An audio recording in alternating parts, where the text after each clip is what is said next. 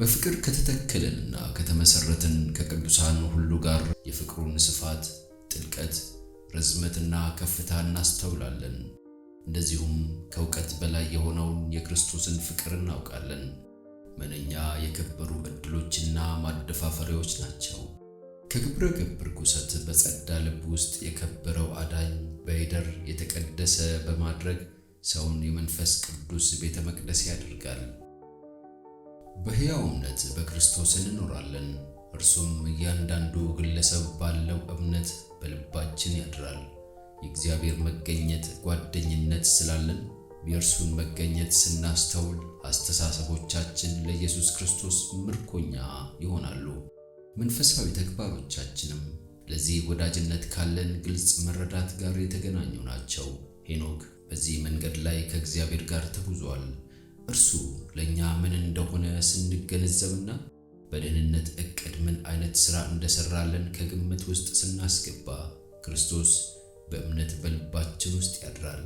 የዚህን ለዓለማችንና ለእኛም በግላችን የተሰጠንን የእግዚአብሔርን ታላቅ ስጦታ ስሜት ስናሳድግ እጅግ ደስተኞች እንሆናለን። እነዚህ አስተሳሰቦች ባህሪን በሙሉ የመቆጣጠር ኃይል አላቸው። ሁል ጊዜ ፈቃደኛ ከሆንክ መለኮታዊ ጓደኛ እንደሚኖርህ በአእምሮ ውስጥ ማስረጽ አስፈላጊ ነው። የእግዚአብሔር ቤተ መቅደስ ከጣዖት ጋር ምን ስምምነት አለው?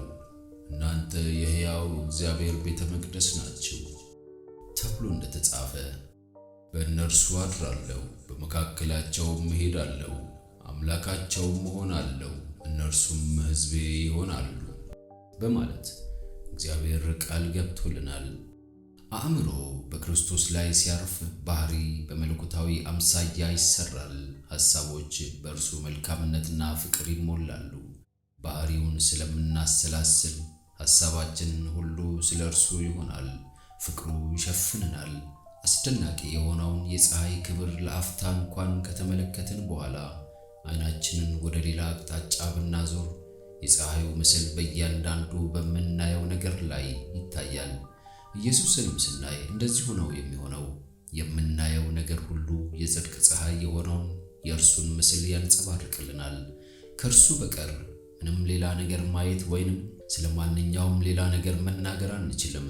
የእርሱ ምስል በነፍስ ዓይን ላይ ስለተጻፈ የዕለታዊ ሕይወታችንን እያንዳንዱን ክፍል በመንካት ጠቅላላ ተፈጥሯችንን በማለስለስና በማስገዛት ይሠራል።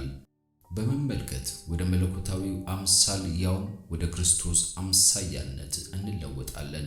ግንኙነት ላለን ሰዎች በሙሉ የጽድቁን ብሩህና አስደሳች ጮራዎችን እናንጸባርቃለን። ልብ፣ ነፍስና አእምሮ በወደደንና ራሱን ለእኛ በሰጠው በእርሱ ነጸብራቅ ባህሪያችን ተለውጧል። እንዲሁም በድጋሚ ግላዊ የሆነ ሕያው ተጽዕኖ በእምነት በልባችን ማደሩን እንረዳለን። እርሱ የሚያስተምረን ቃሎች ተቀባይነት ሲያገኙና እኛን ሲቆጣጠሩን ኢየሱስ ሐሳባችንን፣ አስተሳሰባችንንና ተግባራችንን በመቆጣጠር በውስጣችን ይኖራል። ዓለም አይቷቸው ከማያውቃቸው መምህራን ሁሉ ታላቁ በሆነው መምህር ትምህርት የተሞላን እንሆናለን። የሰብአዊ ተጠያቂነትና ተጽዕኖ ስሜት ለሕይወት አመለካከታችንና ስለ ዕለታዊ ተግባራችን መልክ ይሰጣል። ኢየሱስ ክርስቶስ ለእኛ ሁሉም ነገር ነው። እርሱ የመጀመሪያ የመጨረሻ ከሁሉም ነገር የተሻለ ነው። ኢየሱስ ክርስቶስ ባህሪው፣ መንፈሱ ሁሉን ነገር ያዳምቀዋል። እርሱ ድርና ማግ የአጠቃላይ ማንነታችን ውበት ነው። የክርስቶስ ቃላት መንፈስና ሕይወት ናቸው። ስለዚህ ሐሳቦቻችንን በራሳችን ላይ ማተኮር አንችልም።